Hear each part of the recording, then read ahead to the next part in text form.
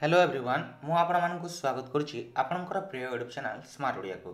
तो पिला माने तमर षष्ठ श्रेणी वार्षिक परीक्षा 15 मार्च रु आरंभ हेबो एवं सेही परीक्षा पई आमे भाषा ओडिया बा जहाँ तुम साहित्य कहउछ सेही प्रश्न गुडी को देखि नेबा एवं तार उत्तर मध्य। तो चलो डेनकर वीडियो को स्टार्ट करबा।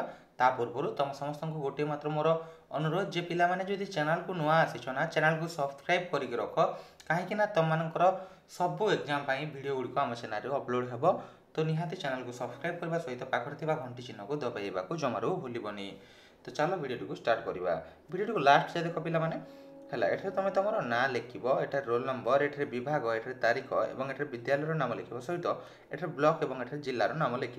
टोटाल तुम 50 मार्क परीक्षा है जो 28 प्रश्न रुझीगला। तो चलो वीडियो को स्टार्ट करवा। देख प्रथम प्रश्न कौन दे अनुच्छेद को पढ़ी 1 रु 5 नंबर पर्यंत प्रश्नर उत्तर लेख। कौन दे अनुच्छेद पढ़ा रमादेवी शाशु घर को बहु होई आसबार अल्प कई वर्ष होता है।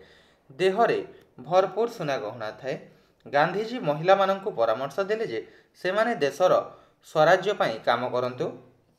देहरे अजथा गहना न पिंधि से सबु देश पाई दान करंतु।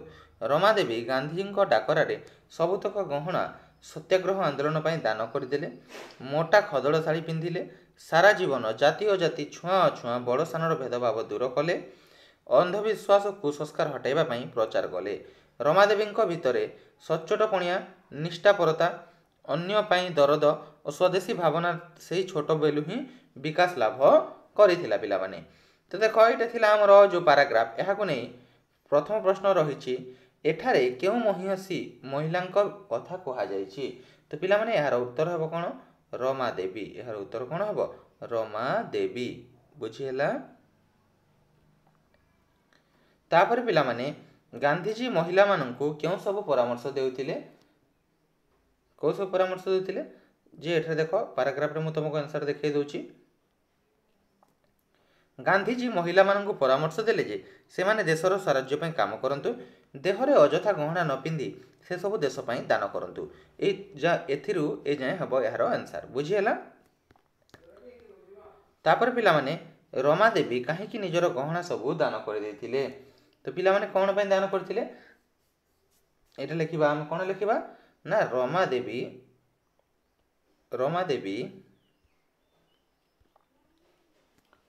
सत्याग्रह पाई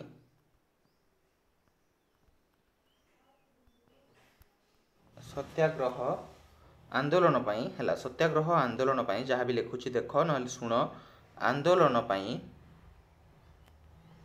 सत्याग्रह आंदोलन पाई निजर गहना सबू दान करदेले। निजर गहना सबू दान करदेले देखि लिखिबा हैला। तापर पिला 4 नंबर एही अनुच्छेद पढ़ी देश सेवा पाई क्यों सब कार्य करबा उचित बोली तुमे भाबुछ। तो क्यों सब कार्य करबा उचित पिला माने अंधविश्वास कुसंस्कार हटाइबा सच्चोटपणिया निष्ठापरता एवं अन्य पाई आदर इत्यादि एतिकी लिखि परिबो। तापर पिला माने 5 नंबर देछि देख जेपरी बड़ सान सही परी कौन हेबो जातिर कौन हेबो अजाति। यार विपरीत शब्द देछि हैला। छुआर कौन हेबो छुआर अछुआ बुझीगला।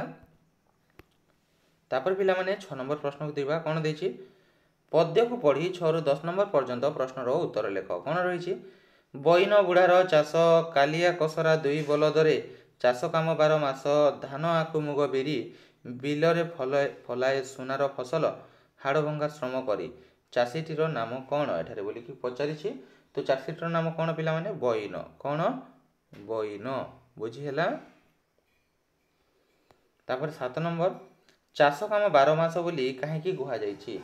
जेहेतु पिला माने चाष काम 12 मास बोली कुहा जाइछि कारण 12 मासरे आखु धान मुग बिरी इत्यादि होइथाय। तापर पिला माने सुनार फसल कहिले तुमे कौन बुझ धान आखु मुग बिरी इत्यादि लिखि परिबो। एठारे कौन लिखि परिबो धान मुग बिरी इत्यादि एतिकी लिखिबो हला बिरी इत्यादि रो चाष बुझीगला। तापर बलद दुहींकर नाम कौन अटे ना बलद दुहींकर नाम पिला माने कालिया କାଲିଆ ଓ କସରା ଅଟେ। କାଲିଆ ଓ କସରା ବୁଝିହେଲା। ତାପରେ ପିଲାମାନେ ପଦ୍ୟଟିରୁ ଏକାଭଳି ଶୁଭୁଥିବା ଶବ୍ଦ ଖୋଜି ଶୂନ୍ୟସ୍ଥାନ ପୂରଣ କର। ଏଠି କ'ଣ ଦେଇଛି? ଚାଷ। ଚାଷର ସମାନ କ'ଣ ଶୁଭୁଛି? ମାସ। ବୁଝିହେଲା। ବିରି। ବିରିର କ'ଣ ହେବ? କରି। ବୁଝିହେଲା। ତାପରେ ପିଲାମାନେ 11 ନମ୍ବର, ତୁମ ଅଞ୍ଚଳରେ କୌଣସି ବଡ଼ ପର୍ବ ସମ୍ପର୍କରେ 60ରୁ 80 ଶବ୍ଦ ମଧ୍ୟରେ ଅନୁଚ୍ଛେଦଟି ଲେଖ। ଦେଖ, ତମ ଅଞ୍ଚଳରେ ଯେକୌଣସି ଗୋଟେ ପର୍ବ ହେଉଛି ସେ ପର୍ବକୁ ନେଇ ତମେ କ'ଣ କରିପାରିବ? ଗୋଟିଏ ଅନୁଚ୍ଛେଦ ଲେଖିବ। ଯେମିତିକି ତମର କେମିତି ଲେଖିପାରିବ? ଆମ ଅଞ୍ଚଳରେ ଦୁର୍ଗା ପୂଜା ହୁଏ ବା ରଥଯାତ୍ରା ହୁଏ। ଏହି ରଥଯାତ୍ରାରେ ଅନେକ ଲୋକ ଭିଡ଼ ହୋଇଥାନ୍ତି। ଏଭଳି କିଛି ଲେଖିପାରିବ ଯେଉଁଠାରେ ତମର କେଉଁ ଦେବାଦେବୀଙ୍କୁ ପୂଜା କରନ୍ତି, କ'ଣ ସବୁ ଆୟୋଜନ ହୁଏ, ଯେମିତି ନାଚ, ଗୀତ, ବିଭିନ୍ନ ପ୍ରତିଯୋଗିତା, ଏସବୁ ବିଷୟରେ ତମେ 60ରୁ 80 ଶବ୍ଦ ମଧ୍ୟରେ ଲେଖିପାରିବ।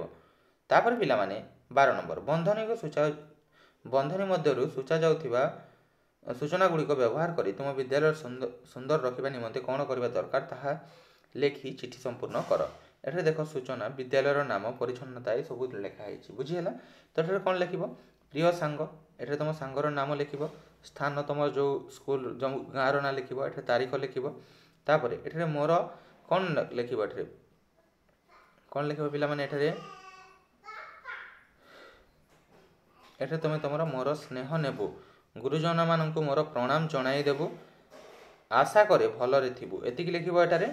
ତାପରେ ଦେଖ, ଏଠାରେ ଆମ ବିଦ୍ୟାଳୟରେ ଏହିଭଳି ଭାବରେ ଯାହା ବି ଅନୁଷ୍ଠିତ ହୋଇଥିଲା ତୁମର ସେଠି କ'ଣ ହେଲା ବର୍ଣ୍ଣନା କରି ଚିଠିରେ ମୋତେ ଲେଖିବୁ। ଏତିକି ଲେଖିକି ଇତି ତୋର ସାଙ୍ଗ, ଏଠାରେ ତୁମର ନାଁ ଲେଖିବ ହେଲା। ଏଠାରେ ତୁମର ନାମ ଲେଖିବ ଏବଂ ଏଠାରେ ତୁମର ଗ୍ରାମ ଲେଖିବ। ଏଠାରେ ପୋଷ୍ଟ ଅଫିସ୍, ଏଠାରେ ଜିଲ୍ଲା ଏବଂ ତୁମ ପିନକୋଡ଼୍ ଦେବ ଏବଂ ଏଠାରେ ଯାହା ପାଖକୁ ତୁମ ସାଙ୍ଗର ନାଁ ଲେଖିବ। ତାପରେ ତୁମର ଗ୍ରାମର ସେ ସାଙ୍ଗର ଗାଁର ନାଁ, ପୋଷ୍ଟ ଅଫିସ୍, ତା ଜିଲ୍ଲା ଏବଂ ତା ପିନକୋଡ଼୍ ଏଠାରେ ଲେଖିବ। ବୁଝିହେଲା। ତାପରେ ଦେଖ ପିଲାମାନେ କ'ଣ ଦେଇଛି? 13 ନମ୍ବର, ତଳେ ଦିଆଯାଇଥିବା ପଦ ଦୁଇଟିକୁ ପଢ଼ି 13 ଓ 14 ନମ୍ବର ପ୍ରଶ୍ନର ଉତ୍ତର ନିଜ ଭାଷାରେ ବୁଝାଇ ଲେଖ। କ'ଣ ରହିଛି? ସକଲ ଚାପ ନେବାରେ ସହି ଦକ୍ଷ ଏ ମୋର ଶିର। ହେଲା। 15 ନମ୍ବର 16 ନମ୍ବର ନିଜେ ଟିକେ କରିନେବ। କ'ଣ ଦେଇଛି? ମୌନ ବକ ବସିଛି ତାର ଶିକାର ଅଭିଳାଷେ। ହେଲା, ଏଠି ନିଜେ କରିନେବ ଟିକେ। ତାପରେ ପିଲାମାନେ 15 ନମ୍ବର କ'ଣ ଦେଇଛି ଦେଖିବା। ତଳେ ଦିଆଯାଇଥିବା ଉକ୍ତିକୁ ପଢ଼ି କିଏ କାହାକୁ କେଉଁ ପ୍ରସଙ୍ଗରେ କହିଛନ୍ତି ଲେଖ। ପୁରୁ ରାଜାଙ୍କୁ ବନ୍ଦୀ କରି ଆଣିବ, ପରାଜିତ ହେଲେ ମଧ୍ୟ ସେ ଜଣେ ଦେଶପ୍ରେମୀ ବୀର। ଏ ବିଷୟରେ ଏଇଟା କିଏ କାହାକୁ କହିଛନ୍ତି ଏଇଟା ଏଠାରେ ଲେଖିବ ପିଲାମାନେ। ହେଲା, 3 ମାର୍କର ଏଇଟା ତୁମ ବୁକ୍ରେ ଥିବ, ନିହାତି ପଢ଼ିକି ତୁମେ ଲେଖିପାରିବ। ତାପରେ 16 ନମ୍ବର, ଆମର ଲକ୍ଷ୍ୟ ଯେକୌଣସି ଉପାୟରେ ଯେକୌଣସି ପନ୍ଥାରେ ଯୁଦ୍ଧ ଜୟ କରିବା। ଏଇଟା ବି ତୁମ ବୁକ୍ରୁ ଅଛି। ଏଇଟା କିଏ କାହାକୁ କହିଛି ଏବଂ କେଉଁ ଉଦ୍ଦେଶ୍ୟରେ କହିଛି ସେଟା ଲେଖିବ। ହେଲା। ତାପରେ ଏଠାରେ ଦେଇଛି ନୟନ ଶବ୍ଦର ଅର୍ଥ ବୁଝାଉଥିବା ଆଉ ଏକ ଶବ୍ଦ ଲେଖ। ଏଇଟା କ'ଣ ହେବ? ନେତ୍ର ଲେଖିପାରିବ। କ'ଣ ଲେଖିପାରିବ? ନେତ୍ର। ତାପରେ ପିଲାମାନେ ଏକ ପଦରେ ପ୍ରକାଶ କର। ଯିଏ ଇତିହାସରେ ଦକ୍ଷ କ'ଣ ହେବ? ଐତିହାସିକ। ଐତିହାସିକ। ବୁଝିହେଲା। ତାପରେ ଦେଖ, ଭଲ ମନ୍ଦ ଭଳି ଆଉ ଏକ ଯୋଡ଼ା ଶବ୍ଦ ଲେଖ। ଏଠାରେ ଲେଖିପାରିବ ରାତି ଦିନ, ରାତି ଦିନ। ହେଲା, ବା ଦିବା ରାତି ବି ଲେଖିପାରିବ। ତାପରେ ପିଲାମାନେ ବସ୍ତ୍ରଶିଳ୍ପ ଭଳି ଶିଳ୍ପ ଶବ୍ଦ ବ୍ୟବହାର କରି ଆଉ ଏକ ଶବ୍ଦ ଲେଖ। ଏଠାରେ ଲେଖିପାରିବ କ'ଣ ଲେଖିପାରିବ? ହସ୍ତଶିଳ୍ପ। ହସ୍ତଶିଳ୍ପ। ବୁଝିହେଲା। ତାପରେ 21 ନମ୍ବର, କର୍ତ୍ତବ୍ୟ ଶବ୍ଦଟି ଲଗାଇ ଗୋଟିଏ ବାକ୍ୟ ଲେଖ। ଆଚ୍ଛା, କର୍ତ୍ତବ୍ୟ ଶବ୍ଦ ଲଗାଇ ନିଜ କର୍ତ୍ତବ୍ୟ ନିଜେ କରିବା ଉଚିତ, ଏତିକି ଲେଖିପାରିବ। ବୁଝିହେଲା।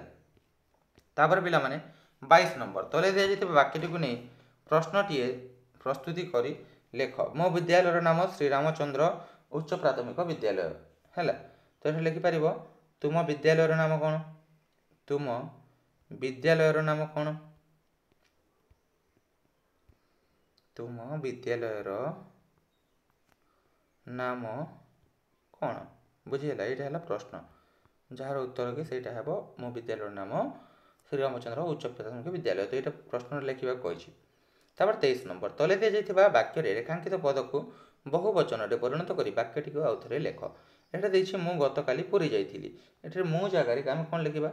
ଆମ୍ଭେ। ଆମ୍ଭେ ଗତକାଲି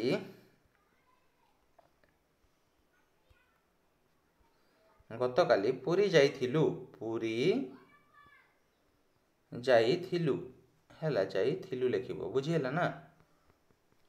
ତାପରେ ପିଲାମାନେ 24 ନମ୍ବର ରେଖାଙ୍କିତ ସ୍ଥାନରେ ସର୍ବନାମ ପଦ ଲଗାଇ ବାକ୍ୟଟିକୁ ପୁଣି ଥରେ ଲେଖ। ଏଠାରେ କ'ଣ କହିଛି? ବୁଲୁ ଜଣେ ଉତ୍ତମ ଛାତ୍ର। ବୁଲୁ ଭଲ ସବୁ ପାଠ ସହଜରେ ମନେ ରଖିପାରେ। ତ ଏ ବୁଲୁ ଜାଗାରେ ଆମେ ସର୍ବନାମ ଲଗିବୁ।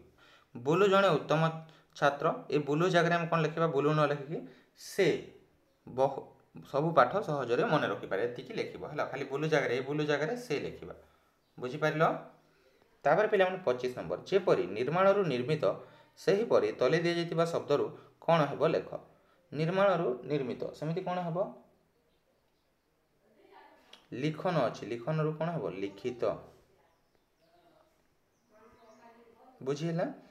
ତାପରେ 26 ନମ୍ବର ଲିଙ୍ଗ ବଦଳାଇ ଲେଖିଲେ ନୂଆ ଶବ୍ଦଟି କ'ଣ ହେବ? ମହାରାଣୀର କ'ଣ ହେବ? ମହାରାଜା। ବୁଝିହେଲା? ତାପରେ ପିଲାମାନେ 27 ନମ୍ବର ତଳେ ଦିଆଯାଇଥିବା ବାକ୍ୟଟିକୁ ଉପଯୁକ୍ତ ବିରାମ ଚିହ୍ନ ଦେଇ ଲେଖ। ଏଠାରେ କ'ଣ ଦେଇଛି? ଏ କ'ଣ କହୁଛନ୍ତି ସମ୍ରାଟ? ସମଗ୍ର ହିନ୍ଦୁସ୍ତାନ ଉପରେ ବିଜୟ ପତାକା ଉଡ଼ାଇବା ଯେ ଆମର ଇଚ୍ଛା। ଏଠାରେ କ'ଣ ଲେଖିବା? ଏ କ'ଣ କହୁଛନ୍ତି ସମ୍ରାଟ, ଯାହା ବି ଅଛି ଲେଖିକି ତୁମର କେଉଁ ପାଖରେ କ'ଣ ଲାଗିବ? ଉଡ଼ାଇବା ଆମର ଇଚ୍ଛା। ଏଠାରେ ତୁମର ଫୁଲ୍ ଷ୍ଟପ୍ ଲାଗିବ ହେଲା, ବା ଯେଉଁଟା ପୂର୍ଣ୍ଣଚ୍ଛେଦ କହୁଛ। 28 ନମ୍ବର ତଳେ ଦିଆଯାଇଥିବା ବାକ୍ୟଟିକୁ ଭବିଷ୍ୟତ କାଳରେ ପରିବର୍ତ୍ତନ କରି ଲେଖ। କ'ଣ କହୁଛି? ରୀମା ଗତକାଲି ଭୁବନେଶ୍ୱର ଯାଇଥିଲା। ତ କ'ଣ ହେବ? ଏଠାରେ ରୀମା କାଲି ଭୁବନେଶ୍ୱର ଯିବ, ଏତିକି ଲେଖିବ। ବୁଝିହେଲା? ତ ପିଲାମାନେ ଏଇଟା ଥିଲା ତୁମର 1 ରୁ 28 ନମ୍ବର ଯାଏ ଯେଉଁ ପ୍ରଶ୍ନ ଏବଂ ଉତ୍ତର, ଯାହାକି ତୁମର ପ୍ରାକ୍ଟିସ୍ ପାଇଁ ଅଟେ। ଆଶା କରୁଛି ଭିଡ଼ିଓଟି ତୁମମାନଙ୍କୁ ପସନ୍ଦ ଆସିଥିବ। ଯଦି ଭିଡ଼ିଓଟି ପସନ୍ଦ ଆସିଥାଏ ଭିଡ଼ିଓଟି ଗୋଟେ ଲାଇକ୍ କରିବେ ଏବଂ ଚ୍ୟାନେଲକୁ ସବସ୍କ୍ରାଇବ୍ କରିବା ସହିତ ଟେଲିଗ୍ରାମ ଚ୍ୟାନେଲରେ ଯଦି ଜଏନ୍ କରିନାହାନ୍ତି ଜଏନ୍ କରିବାକୁ ଜମାରୁ ଭୁଲିବେନି। ଦେଖା ହେବ ଯଥା ଶୀଘ୍ର ଏକ ନୂଆ ଭିଡ଼ିଓରେ। ସେବେଳ ପର୍ଯ୍ୟନ୍ତ ମୋତେ ବିଦାୟ ଦିଅନ୍ତୁ। Thank you for watching. See you soon our next video.